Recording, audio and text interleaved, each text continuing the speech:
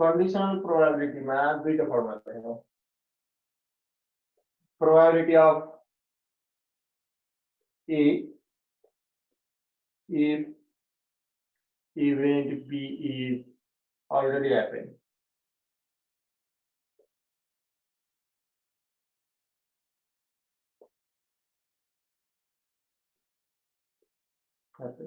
That means P A by B equal to P A intersection B divided by P. एउटा यो र यसैको रिभर्समा probability of B if event A is already happened. That means P B by A that equal to P A intersection B divided by P A. तर यसैबाट हामीले cross यसबाट एउटा formula A intersection B को र यसबाट अर्को formula A intersection B को दुईटा फर्मुला बनाएर हामीलाई जुन चाहिन्छ त्यो युज गर्न सक्छौं। र त्यसपछि अर्को भनेको हामीले बेस थियरममा हामीले तीनटा इभेन्ट्स अब हामीले ध्यान दिनु भनेको यसमा यही हो प्रोबेबिलिटी के को सोधेछ र गिवन कुन इभेन्ट्स छ कुन इभेन्ट्स को प्रोबेबिलिटी सोधेको कुन इभेन्ट्स गिवन हो भनेको थाहा पाइयो भने हामी चाहिँ सक्छौं।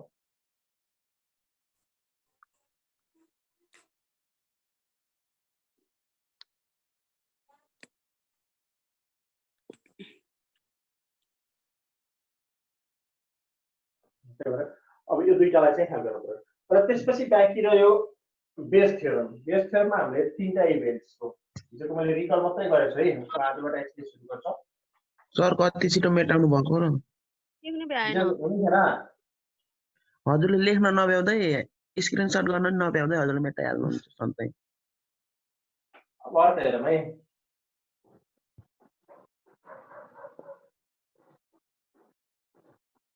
base theorem for three events.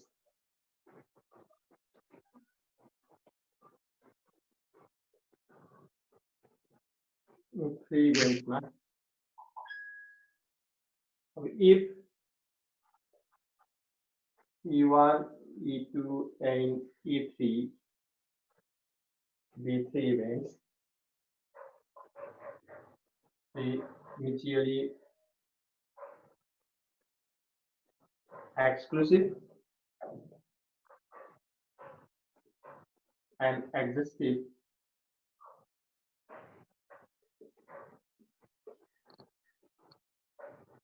events.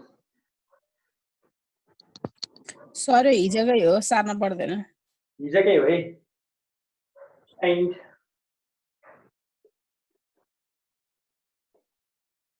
A, B the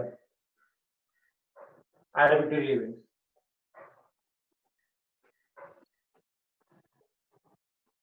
Event of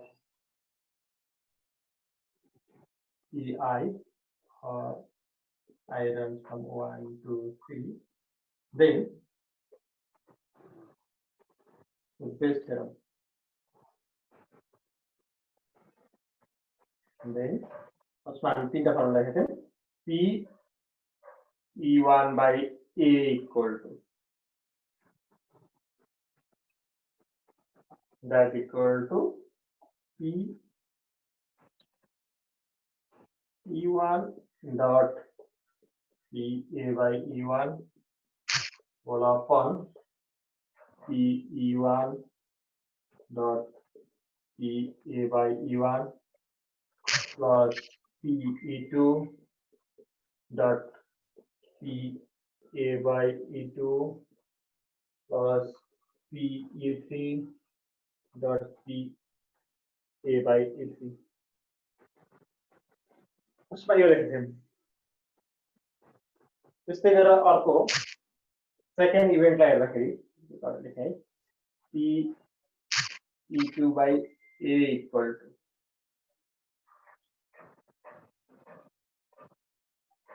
अब यहाँ E1 को ठाउँमा E2 राख्ने हो अरुको तलको त सेम नै हुन्छ P E2 dot P a by e2 whole upon तलको सेम नै भयो p e1 dot p a by e1 plus p e2 p a by e2 plus p e3 dot p a by e3 त्यसले खर्को पनि यहाँले सक्नुहुन्छ हामीले लेखेको formula हिजोसम्म लेखेको पढेको भनेको यही नै भयो अब यसमा a इक्वल टु कति हो त भन्ने कुरा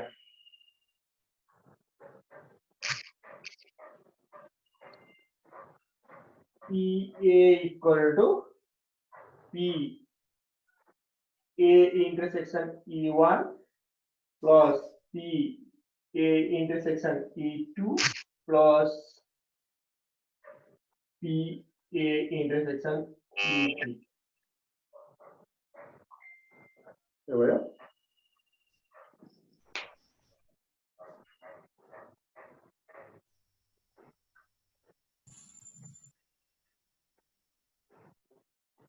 किन मैले फेरि पठाएको छु त लिंक त्यसबाट किन जोइन भएन हेलो सर हजुर के भयो अब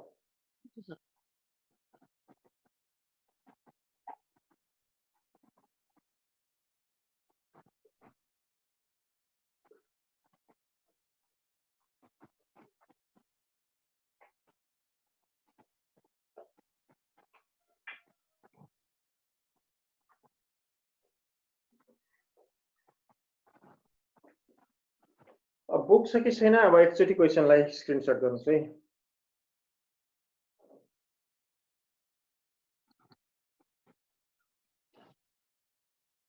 भयो सर पेज नंबर कति हो नि 61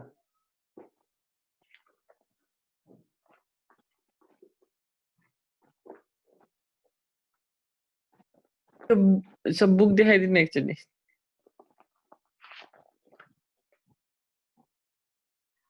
भन्नु त एकछिन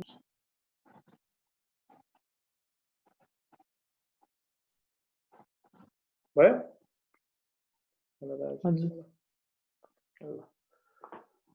क्वेशन पढ्न सजिलो भयो अब एक्सरसाइज हेरौँ है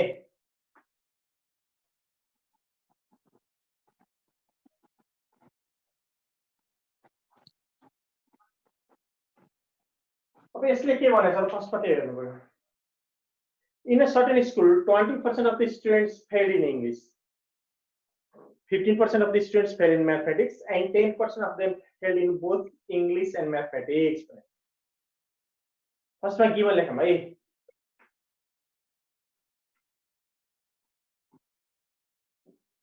probability of the students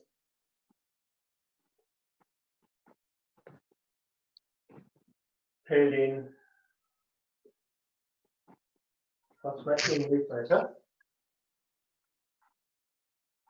English यसलाई PE भन्दिम है that equal to 20% भनेर छ 20% लाई हामीले डेसिमलमा चेन्ज गर्न सक्छौं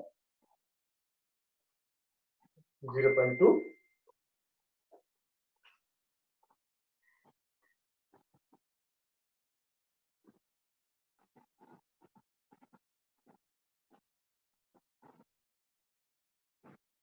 त्यस्तै गरी probability of students failed in mathematics भनेर सरको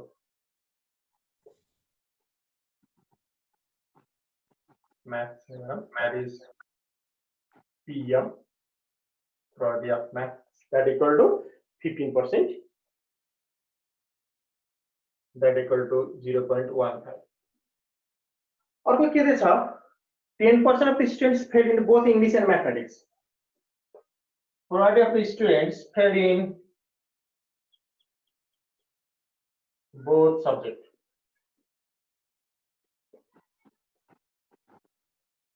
English पनि फेल नि म्याथ पनि फेल नि भनेपछि यसलाई हामीले कसरी लेख्न सक्छौं probability of English intersection maths that equal to 10% ठीक छ 10%. That equal to 0.1. अब क्वेशन ले सोधिलो के हो त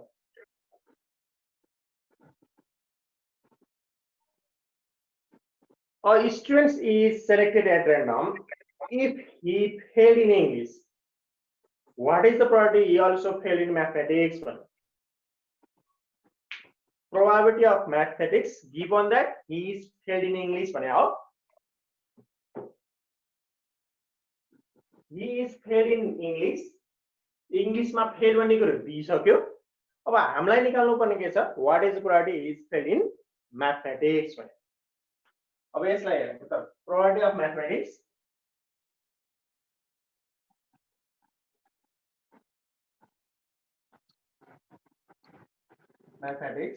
given that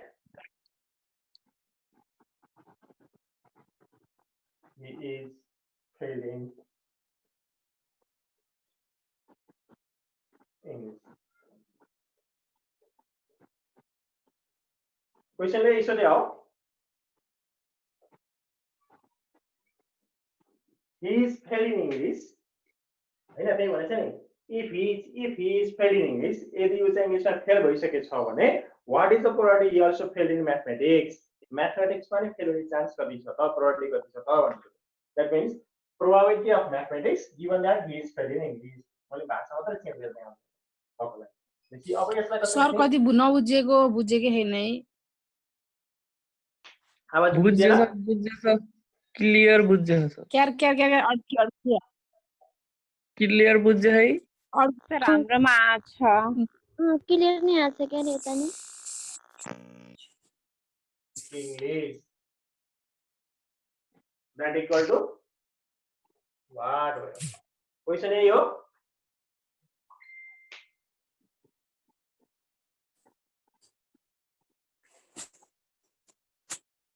नेट वीक भयो कि नबुझेको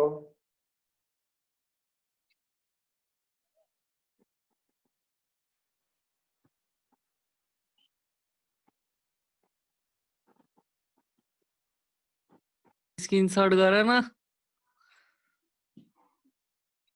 गिवन मात्रै भन्छु बाँकी चाहिँ यहाँले मिलाउनलाई टुमा के भन्छ the probability that a manager trainee will remain with company is 0.6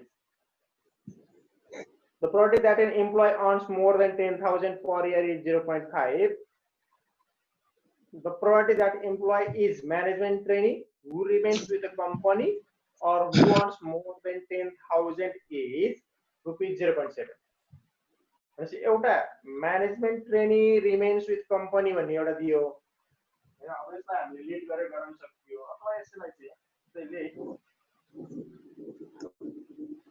A with management training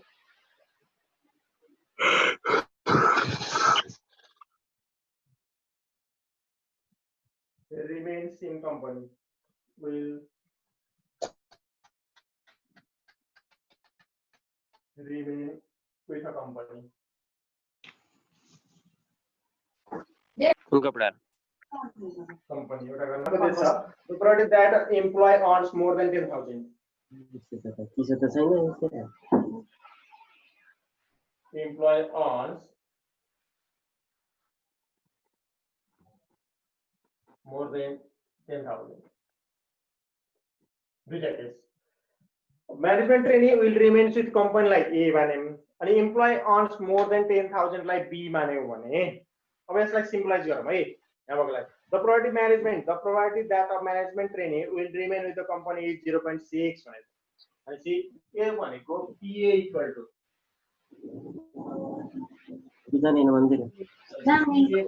probability of management trainee will remain with company PA equal to कति दियो यहाँ 0.6 भनेर दियो त्यस्तै अर्को दियो the probability that an employee earns more than 10,000 PV भनौं त्यो भनेको probability of employees earns more than 10,000 हमें दूध लेने जानो अब एम्प्लोइ ले 10,000 भन्दा धेरै कमाउने प्रोबेबिलिटी गर्छ 0.5 भनेर हरमा के रहेछ यहाँ The probability that an employee is a management trainee who remains with company or who earns more than 10,000. Management trainee will remains with a company or employee earns more than 10,000. This or this. See, or भनेको के हुन्छ P A or B. That equal to 0.7 भनेको given यही भयो. Given मा clear हुनुहुन्छ? अब यसलाई हामीले management trainee will remain with company भनेर मान्यौं. ए भनेको हो. B भनेको employee earns more than 10,000 भनेर सपोज गर्छौं. अब हामीलाई यहाँ given मा के दिएछ भन्दाखेरि probability that a management trainee will remain with the company. Management trainee will remain with company. That is probability of management trainee will remain with company is 0.6. That is PA equal to 0.6. And the probability of the employee earns more than 10,000. Probability of employees earns more than 10,000. That is 0.5. So, format के देश probability of management trainee will remain with the company or employee earns more than 10,000. Management trainee will remain with company or earns more than 10,000. That is 0.7. अब question में के भनेछ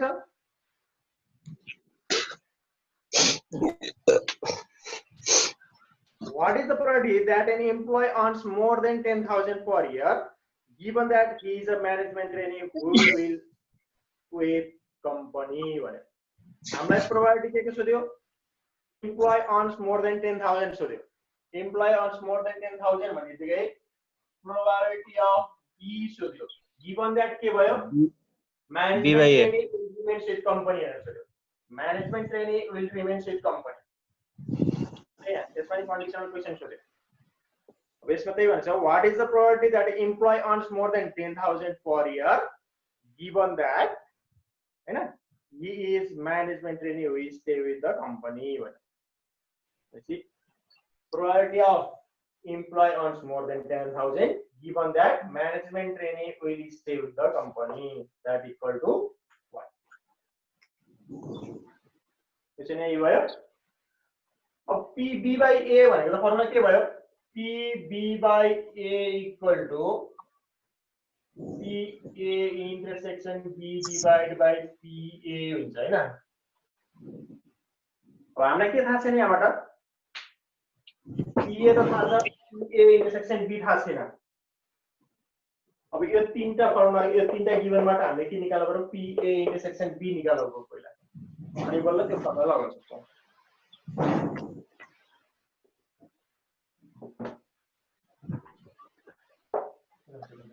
बाट आउँछ हैन र P युनियन B बाट PA युनियन B बाट.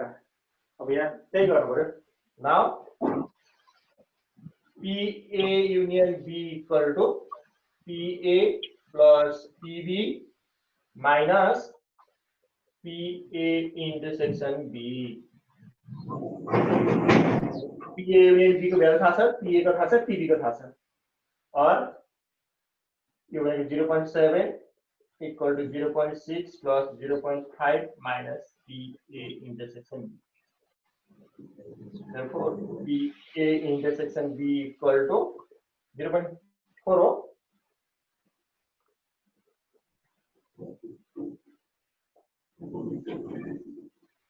A formula values.